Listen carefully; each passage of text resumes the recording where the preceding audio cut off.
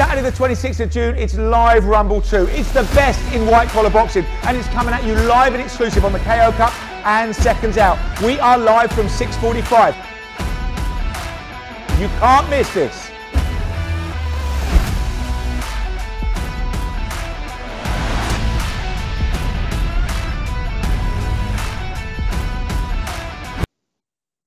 Okay, Peter, so this week we're coming in-house with the talk. So it's great every week to talk about what's going on in the world of boxing and, you know, all the ramifications of it and how things are changing. But this week it's fight week at South Moreton Boxing Club. So quite exciting. We've got our own show coming up on Saturday the 26th. Now, this is a white collar show. You know, we've been running these for 15 years and, you know, the standard has been getting better and better and better, I think, is a reflection of the whole white collar scene, you know, which really started about 15, 20 years ago. You know, and it started off with, you know, people coming in doing 3 2-minute rounds and, you know, just having a novel experience of boxing with no intention of ever taking it anywhere else. And now, you know, it's developed. Guys have been in this scene for a long time. They've come from the amateurs, you know, often, and they've got a lot of experience, and you see a real high quality of boxing. There's places like the Queensbury League for people to go, you know, and get exposure. And like I said, there's a real high quality of boxing around at the moment. I hope we're going to reflect that in our show, very much so. But really, you know, I just want to talk about how we got here. So obviously 26th of June, we had planned for it to be an event with crowds. We did an event in October, which was behind closed doors. We were the first you know, white collar boxing club to do a behind closed door event. It was very successful. We got 10,000 views on the night across 103 countries. I love saying those figures because I'm still amazed by them. But you know, it was a successful event. Since then, there have been some other white collar behind closed door shows and pay-per-view shows and stuff like that, but they've been quite sporadic. So, you know, white collar is one of the areas of boxing which really it's still been decimated by the pandemic. You know, the shows just aren't about, a bit like the lower level pro shows just aren't about.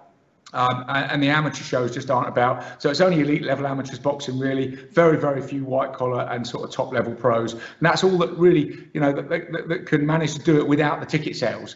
So, you know, and we subsidise this show is how we're going to do it without the ticket sales, because we're going free to air. There's no charge, there's no cost. So, you know, it's going to be a fantastic show. So, like I say, we had planned for it to be with crowds. We obviously, when the restrictions were extended, we did talk to the local council a bit and say, look, can we have a reduced crowd? Can we have maybe 50%? You know, can we maintain social distancing, move our bar outside?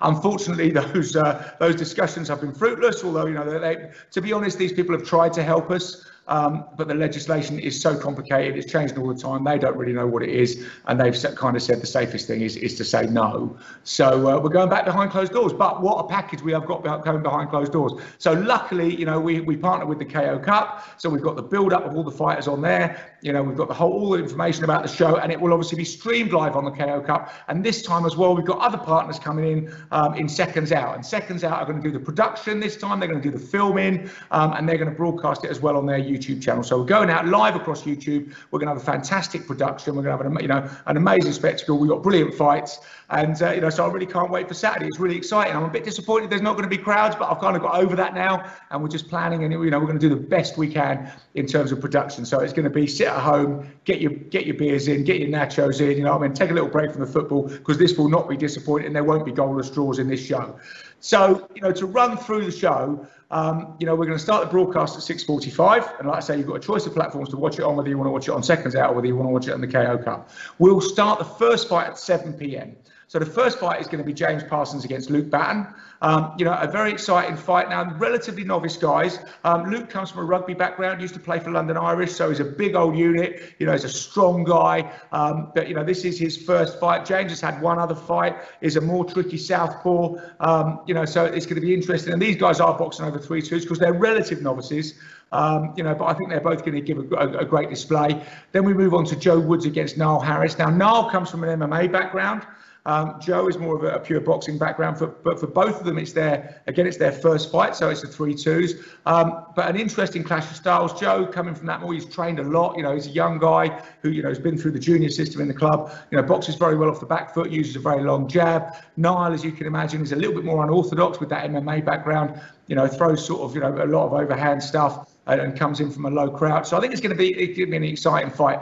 Then we start to move up a bit, and we've got John Stoffer next against Tom Archfold. Now, Tom Archfold has got a history. You know, he's had some really good nights on our rumbles, on our shows. He's boxed up at Queensbury, you know, and he's had some really good victories on Queensbury, but he's been out for about 3 or 4 years.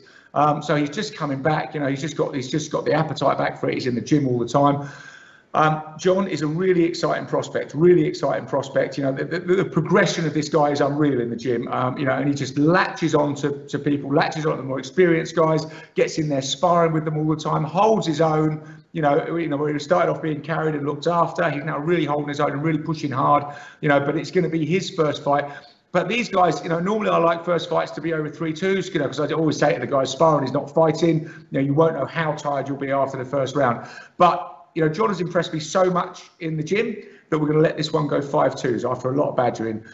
So this is going to be a 5-2-minute round contest, and you know, it's John's absolute tenacity, fitness, come forward, you know, style against Tom's, you know, more experience, elusiveness and quickness. So, you know, that's a really interesting contest there, you know, with really the experience against almost the enthusiasm, but the fast developing skills of John Stoffer. Then we move on to what I'm calling our co-main event. Now, this one is going to be 4 3-minute rounds with 10-ounce gloves. And this is Dave Fabisiak against Joe Howard. Now, Joe Howard is a kind of seasoned campaigner on the white collar scene, and this is actually for the South Moreton Boxing Club light heavyweight title. So Joe Howard's a seasoned campaigner. You know, he's beaten a lot of people on the white collar scene. He's got quite a reputation. We did have him against Josh O'Brien. Josh has unfortunately had to pull out with a blood infection. So in comes a guy, Dave Fabisiak, who we've known at the club for a long time.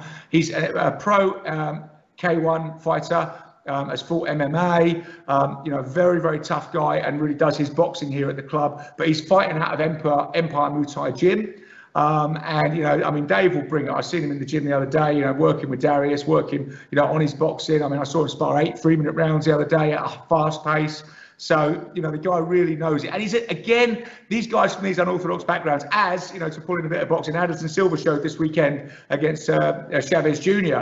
You know, I mean, these guys can box. They really can box. And, you know, and Addison Silva at 46 came in and took a split decision win over Chavez Jr. So that was quite something. And they box in a slightly different way. And this is what I think Dave will bring, an unorthodox style, you know, and he has that strange alternation of pace, you know, where it's like bang, bang, bang, bang, bang, bang.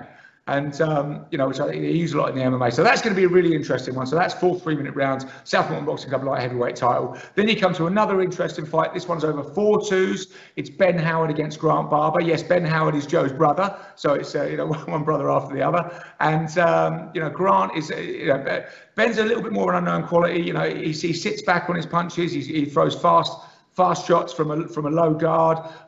Grant has a nice high guard, more of an orthodox boxer, and we saw him last time out on the rumble against George Pickett. You know, where he lost that fairly close decision. But you know, just a good all-round box fighter, Grant Barber. You know, been at it a long time, had a lot of fights. Really knows what he's doing in the ring. Very skillful. So that's going to be an interesting one to see how that plays out. And then George Pickett comes back as well in a real challenge against Richdson. And this one is over 5 2-minute rounds for the South Moreton Boxing Club cruiserweight title. So this fight, I really can't wait to see. You probably remember Richdson again from last time. You know, again, a bit like I was talking about John Stoffer, just a guy that comes in and just eats things up. You know, just learns, puts things down. The enthusiasm is non-stop. You know, the absorption of knowledge is very quick. And he's only had 3 fights, but that does not in any way carry across how he boxes. Those 3 fights have always been, you know, his first fight was against a very experienced Polish kickboxer guy getting down here.